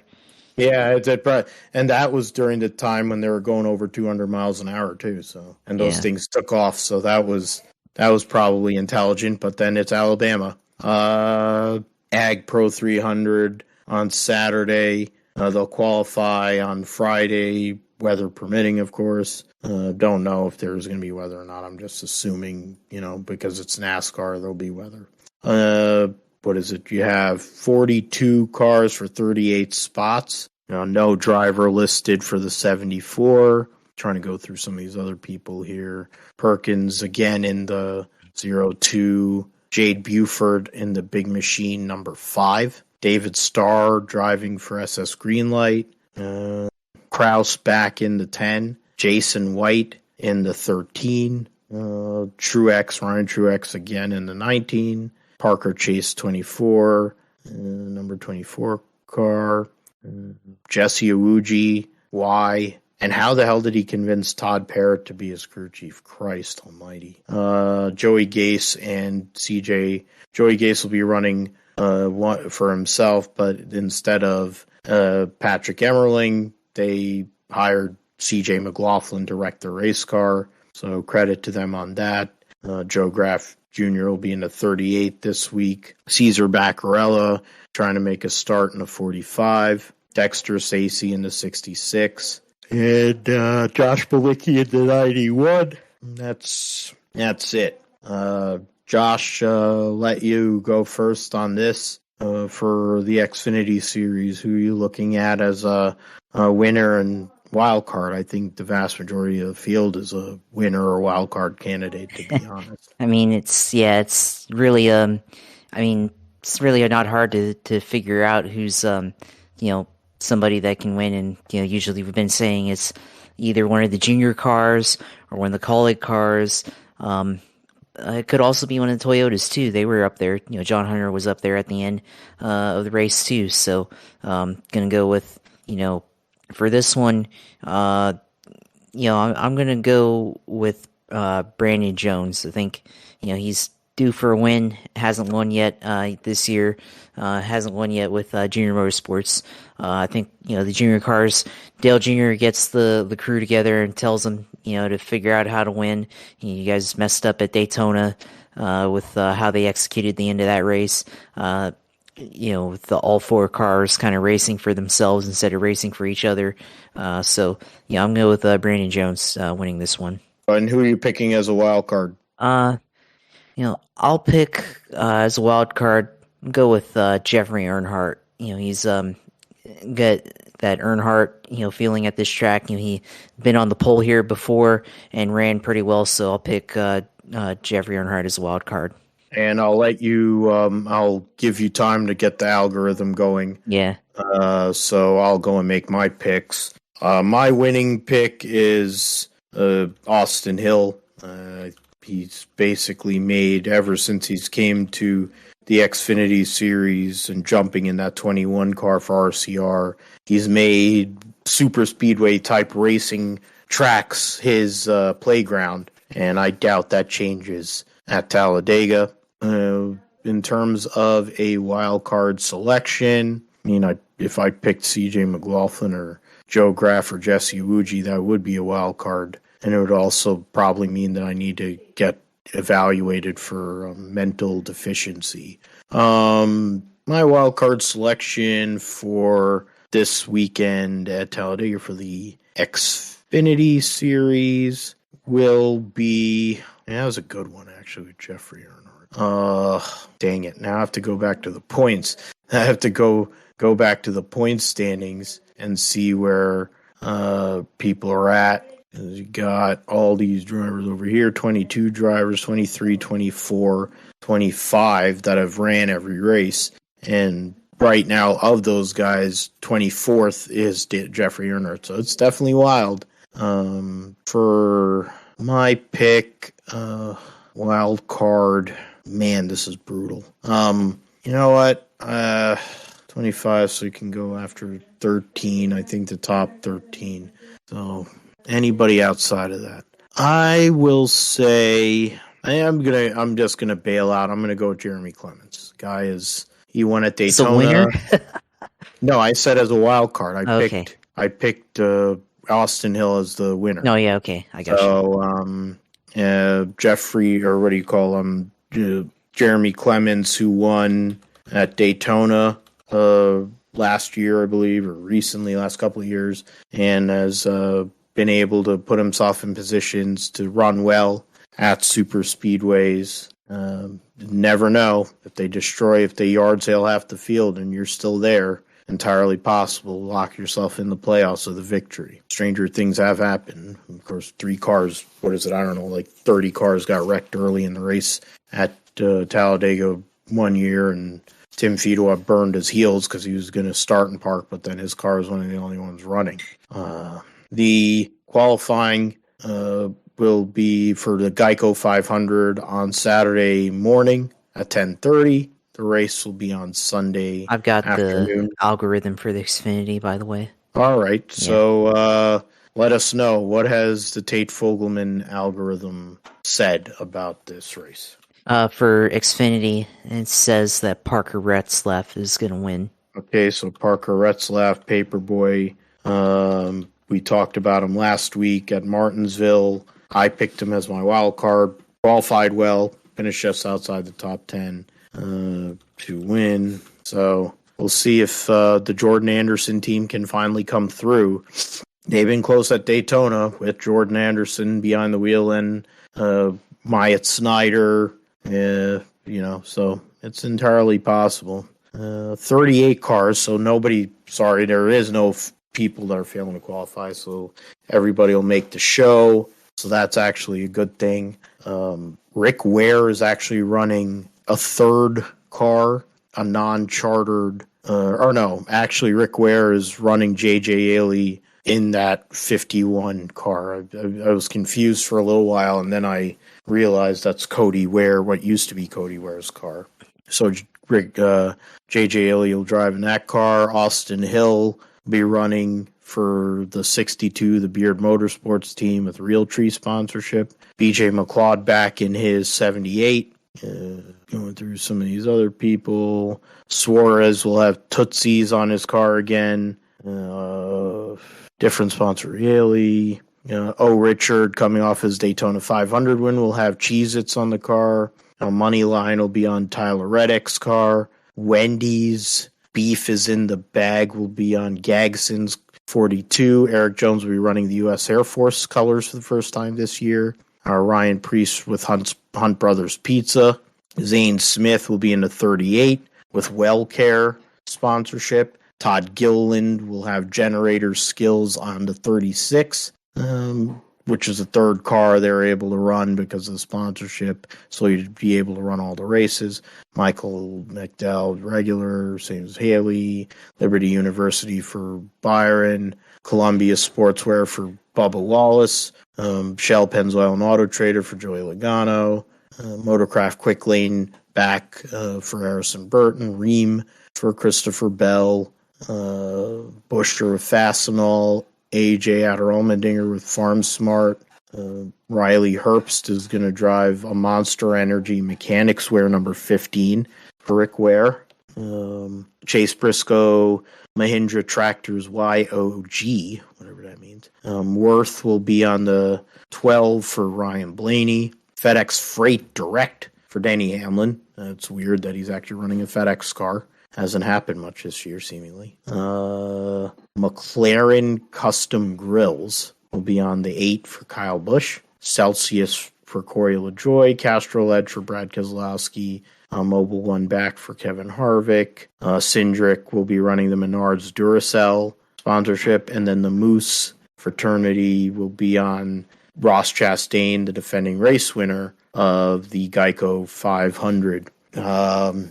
I'll go first here. I picked Blaney in February. That didn't work out very well. Picking super speedway winners when you consider how these races have been in recent years is more of a lottery. Bubba Wallace, of course, has been great at this type of racing. Blaney, of course, but you also consider Joey Logano, Brad Keselowski. Those are guys that have been up there over the years. Cindric won the Daytona 500 last year. Said Chastain won this race last year. Dillon seems to always find himself in that spot. Kyle Busch was in a position to win the Daytona 500 earlier this year. Clyde has won at Talladega. So has Hamlin. Almirola won a playoff race at Talladega a few years ago in the 10 with Klaus Myers as crew chief, no less. I don't remember if Allmendinger won a plate race in the Xfinity Series because Colleague was always up there, but may have not been him. Martin Truex has never won a plate race, points race, I don't think. So that's pretty interesting. Oh yeah, that's true. I was gonna say in Xfinity he did. Yeah, definitely in Xfinity. Yeah, chance too, but no, not in Cup. Yeah, which is something. I mean, he lost the Daytona 500 to Hamlin by a nose there. Yeah, Hamlin by a nose back in 16. Some of these other drivers here. Trying to look at, of course, Haley's one Cup win was at Daytona. McDowell, his only Cup win was the 500, just nauseating. Eric Jones has won at Daytona. His first career win, I believe, was the summer race at Daytona with 2 wins at Darlington. Reddick has won in Xfinity at Daytona back a few years ago. Well, Richard is pretty darn. All of his wins have been on super speedways in the Cup Series. Man. Stalled long enough I really don't have a clue on who to pick for this. This is nonsensical, really. I'm going to do this out of restrictor plate races. Yeah. My pick for the race on Sunday, I picked Blaney thinking he had a shot. I mean, he probably should have, but it went away from him at Daytona. He gets redemption. He finally gets off the Schneid on the Cup Series side with a win at one of the tracks that he has won at multiple times before. So I'll say YRB to win. And my wild card choice, not some options actually. I do have some options based on average finish and stuff like that. Byron is god awful at restrictor plate racing. These other guys aren't much better, to be fair, including Chase Briscoe. My wild card pick's going to be Eric Jones. They've been steaming hot garbage all year, and who knows? Why don't you roll a dice? He was in the position to win this race last year late. They need something to turn it around. So run the Air Force car, get the good vibes, go out there and get a victory at Talladega and turn your season around. I don't think that it's out of the realm of possibility. So that's who I'm going to go with. YRB to win. That Jones boy is wild card. So how about you, Josh? Out of curiosity, is the algorithm ready for Cup, or do you need? Yeah, it's ready for Cup. All right, so I'll let you go for both then. Yeah, I'll give my pick first, and then we'll get into the algorithm there. So, it can go any way here, but Daytona 500 was one. I'm going to go Kyle Busch winning at Talladega. That's what I'm going to go. They should have won the Daytona 500. I was thinking Ricky Stenhouse winning the Daytona 500, right? Yes, that's what happened there. And Kyle Busch should have won that one. So he kind of been a little cool recently, but him and Austin Dillon seem to pair well on the restrictor plate or super speedways. So I'm gonna go with KB number 8 winning. My wild card in this event, I'm gonna go with Justin Haley. He's been really good in the Xfinity Series at this track, and he's been really good overall super speedway racing in his career, so I'll go with him as my wild card. And then that brings us to our algorithm pick. Phil, you're gonna like this because it selects Chase Briscoe to be the guy winning at Talladega this weekend. So good picks by the algorithm pick. Parker Retzlaff has been running well. We picked him a couple times as a wild card, and now it picks it to win, and now picks Chase Briscoe to win, and maybe it'll actually be right. Talladega, not the first time that's happened. Of course, our namesake for this, Tate Fogelman, somehow won in the Truck Series the first time ever that we did this back in 2021. So maybe it strikes once again this weekend here. Chase Briscoe potentially winning. Maybe I'll throw on a bet with the algorithm pick this weekend, and we'll see if it happens. I might have to now as well. There's absolutely nothing through his entire Cup Series career, really, outside of Daytona last year, where he got a top 5 finish out of it. I can't really think of any other super speedway result of any significance. He's been up front at times and gotten wrecked. He's been in the back and got wrecked. So 2 consecutive top 5 finishes for Briscoe, gotten himself back into playoff contention after what was a nightmarish start to the year. Got destroyed early in the 500. I'm just going through here. Briscoe, he was wrecked he was running up front and got wrecked 20, whatever, what worked out to be 30 laps from the end, or 92 to 12, 30 laps from the end, because they ran 12 extra laps because of those stupid freaking green, white checkers. The spin by Suarez should have ended the damn thing. 52 lead changes amongst 21 drivers. So that means if the racing is somewhat similar to what they had at Daytona, it could end up being a pretty decent race. But we also have to take into account that there's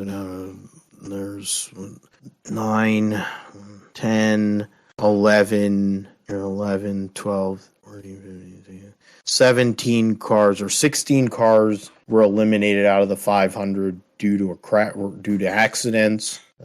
Ty Dillon blew up 26 laps into the race. So just going back to that top 10, I mean, Stenhouse, Logano, Bell, Buescher, Bowman, who started on pole, of course, AJ Allmendinger from 29th, Suarez from 24th, 6th and 7th, respectively, Ryan Blaney, 8th, Ross Chastain, 9th and won a stage. Brad Keselowski won the first stage. And then Riley Herbst actually finished 10th in his first Cup start, just ahead of Travis Pastrana, who started tailback, and Zane Smith finished 13th.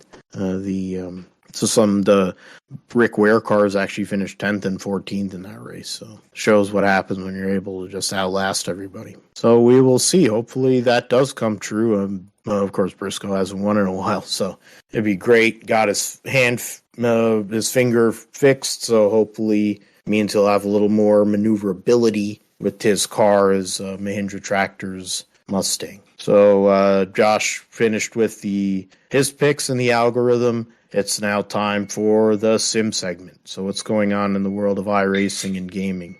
Yeah, of course. Talk about that. First, I want to lead up because we talked about go-karting, over the weekend, of course. I'm going to connect it to sim racing here in a second, because kind of felt that connection between real life and the sim, and I'll explain that in a minute. But, this weekend went to Bushnell Motorsports Park in Florida, which is about 2.5 hours away from where I live, and went out there. It's basically out in the middle of the woods, in the middle of nowhere in Florida, in between like Ocala and Tampa, basically. But went out there and ran 5 races for about $100. So they had a pretty good deal there for the amount of time you get on track versus the price, and each lap is about 72, 73 seconds, depending on how quick you are. So you get about maybe 7 to 8 laps in a session. But it was pretty good. I watched a couple of videos online trying to figure out the right places where to brake, where to drive through the corners, where to take the curbs, and when not to in the corners. So try hard to apply that. I knew people who were faster than me. My friend was a little bit faster than me, so I let him go. I didn't really challenge that much the first couple of races, just trying to learn the track. Last time that I went go-karting in Orlando back in January, it spun out a bunch, just going in too hot, locking up the brakes on corner entry. And, this didn't really happen this time. One of my third race, I did spin out a little bit, just overshot the corner once on accident, but nothing really too much other than that. What made this track different is that there's a bridge. Phil, if you saw the picture that I sent, there is a bridge on part of the track, so you go uphill and then downhill, and then you go right into a 180 on a downhill section. So got to be real careful. You carry as much speed as you can going downhill, and then brake. If you brake late, there's a chance you're going to overrun the corner or spin out, which did happen once for me, but that was it. So, it was just a challenge figuring out where to brake in that section, and there was a couple of other hairpins, about, one right-hander followed by a left-hander hairpin, and then the rest of it, is pretty straightforward. Kind of had that Road America flow to it, I guess, especially with that downhill section, like, in Road America going into the 90 degree left-hander and, turn 5 at Road America. So kind of felt like that a little bit, but, other than that, really fast, probably going about 45 miles an hour in gas go-karts. That's it was pretty fun. Improved my lap times in every race that I ran, for the most part, and was able to remain fairly competitive. First 3 races was just trying to learn everything, and was putting up decent lap times for first time out there and everything. But then the 4th race, my friend kind of he was starting. I think he started in front of me, but he passed by me away, and I wasn't able to keep up with him that much, but. There was this other guy that I let go, but then he ran into traffic, and then I was able to catch back up to him and got, within maybe a cart length, I guess you want to call it, of him, and was able to, really try to, pressure the guy into making a mistake, but, didn't pass him, but was able to keep up with this guy. And the reason why I say earlier about the connection between sim and, I guess, real life racing, well, a lot of times in sim racing, especially on the road courses, have really, especially when I felt like I've put together a good set of corners, and then that leads to a good set of laps, and you're really in that state where everything's making sense, and you're making good time, good corner entries and exits, and you're braking, and driving pretty aggressively. And I felt that a lot of times, especially when I was battling a guy trying to make a pass, and you could feel the pass like it's coming. This is going to happen here in the next couple of laps, and I felt that trying to get around this guy. I didn't get around him. I felt that feeling where I was right there, right behind him. It's going to happen here. The move is going to happen here in the next couple lap or two. So, I felt that feeling where you're just like, you're focused, you're in the zone, driving, felt that in real life. So it was a good feeling to have, especially when you're trying to pass a guy. I mean, it's not we're going for lap time, but, I wanted to be able to make that pass on track for the track position and try to execute a little bit of racecraft and get that, get that in me, and everything. So didn't make the pass, but, was right there, made a mistake in the right-hander of the, pair of, paperclip corners, 180 corners that they had at that track. Kind of struggled in the right-hand portion, but then it flows into a left-hander, which, that's pretty easy. It's kind of brake like you're at Martinsville or Sonoma or something like that. But the other one, the right-hander, had a little bit of struggle on that one. So on corner entry, trying to, get a good entry there, and that really affected my lap. That was okay.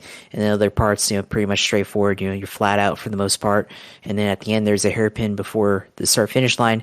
But, you just have to kind of enter kind of high and then brake and then get back on the gas for a corner exit. And then that takes you up into the bridge section there. So, yeah, I mean, it was pretty fun and everything. Then the last one started up front, and I was able to keep my friend, even though he had a faster lap time in front of me, or behind me. I was able to keep him from passing me. Never really got close to me, and things were pretty stabilized. So definitely felt like I improved throughout the time I was there and everything. So, glad I was able to go and hopefully be able to come back. And actually, I will have to come back because they had an iRacing simulator there.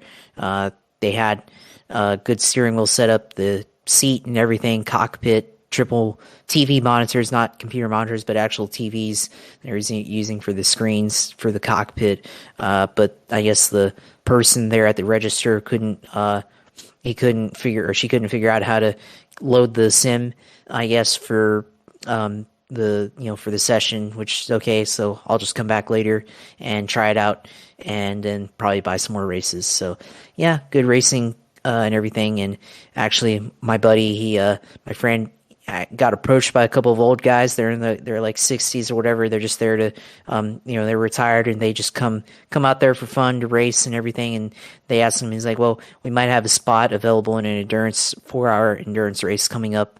And they liked his lap time. So they asked him, he's like, hey, give us your info and we'll let you know if we have a spot available for, their endurance race coming up in May. So that was good stuff there. So, definitely glad, I was able to do that, and, glad to be able to have other people, that you can go race against and, be able to, talk about your approach to driving and all that sort of stuff, and, get into the real technical aspect and, just talk about, racing in general and all that stuff. But, the actual iRacing stuff, I did a little bit of Martinsville this weekend, in the Cup Series, which, that was pretty interesting, with, especially, with the racing this weekend, iRacing. I don't know if they have the package updated for Cup, with low down first and everything, but, just, think ran back half of the top 10 until the very end, curb hopped and spun on, with about 2 laps to go off of a restart. They didn't really spin out, but it just like hit the curb and then kind of, spun left into the inside wall, but it kind of kept it straight, but I lost all my track position. So ended up finishing like 14th out of I think 16 or 17 cars that were running or had entered. So, that's okay. But, always fun to do Martinsville as well, and it's actually the first track that I was really good on in sim racing when I started sim racing all the way back when I was a kid. So it's always one of my favorite tracks, to run. And then ran Daytona in the Gen 4 Cup car, which was pretty fun. We had a lot of wrecks and stuff and ended up taking out most of the guys. And so you're running with about maybe 5 or 6 guys that were left unscathed, including myself. And then everybody else is a lap down. And it gets down to 5 laps to go. And half the front pack is lap cars. And that got really annoying because the lap cars are racing against the leaders and racing for for lap position or just trying to take whatever runs that they can get. And that got really annoying because we're trying to go for a lead and then lap guy takes his run and, drafts on by you and messes up your strategy and everything. So, or like they would pass you even though you're trying to lead the race and get their lap back and it's 2 laps to go. Come on, just respect the leaders and everything. So that was really annoying. And then it affected the finish because the lap car, the lap guys just never got out of the way. And the lap car in front of us stayed. I mean, he stayed in his line. He held his line and everything, which is fine. But, you just pull over and let the leaders go in the last lap.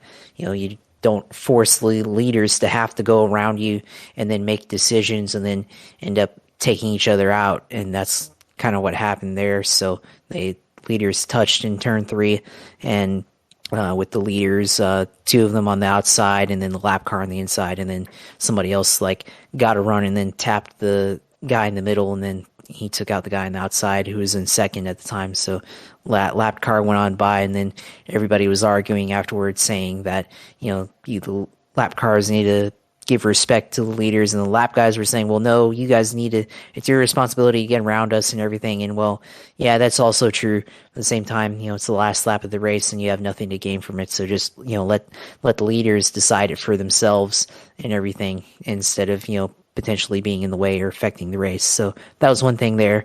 And then did 87s at Daytona and everything, and probably should have ran better, but I made a mistake and got into the wall and actually had to I got into the wall off of the tri-oval and then spun out and then got hit on the inside, the driver's side door, and then flew up into the air and probably should have recorded this, but I had a pretty epic barrel roll going into turn one and flying over and end over end stuff. So that happened and it was disappointing, but sometimes that happens, I guess, in iRacing. So I have to take it for what it is and everything. So yeah, that's pretty much it for iRacing. A little bit I did hear in the news, NASCAR may be reviewing who their, I guess, supplier will be or distributor or publisher will be for the console games. Obviously, the controversy with motorsport games and their ability to produce a functional video game on the console side.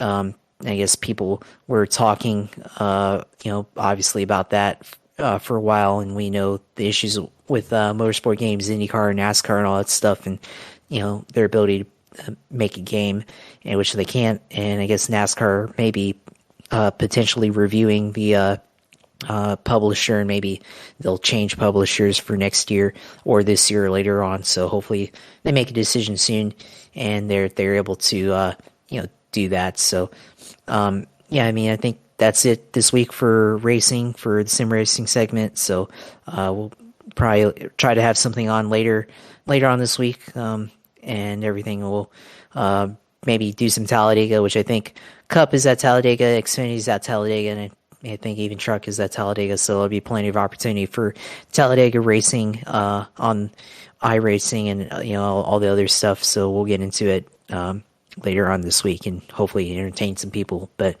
yeah, that's all for me. Of course, you can follow the sim racing streams at Twitch TV/usailor2 and go on there and watch all my streams and see everything that I have to present, and stream as a sim racer, and go on there and see all my stuff and see if you like my approach to racing in general. So go on there and watch all my stuff there. Of course, Twitter, JP Huffine, see all my takes on this and any other topics of interest of mine, including football, which is coming up for the draft. So we'll get into that later this month, and talk about that, which actually that's next week. So the draft is actually a week away, which I totally forgot about until just now. Yeah, it is a week away. Yeah, the first round will be on the 27th, so we'll probably give our thoughts on the draft next week. Yeah. So yeah, follow at JP Huffine for all the interesting things I might have to say about that in the coming week.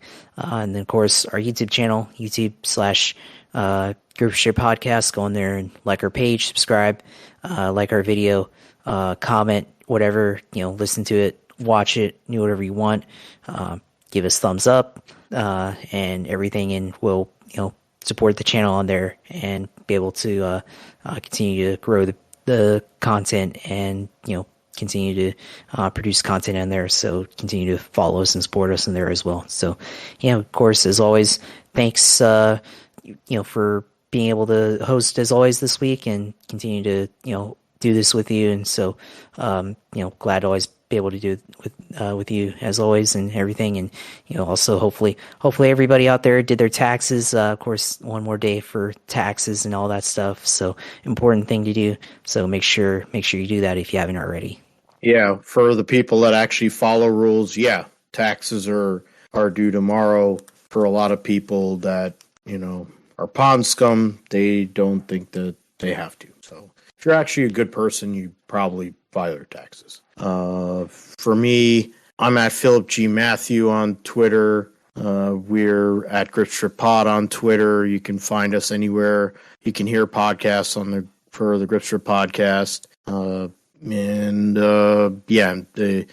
Before I go, of course, thanks Josh as always, being my right-hand man, my sidekick, and the the tech guy in a sense in terms of the show on live, and then also when you post a video on our YouTube page. You can find our show on podbean.com. That's our host server, and also philipgmatthew.com.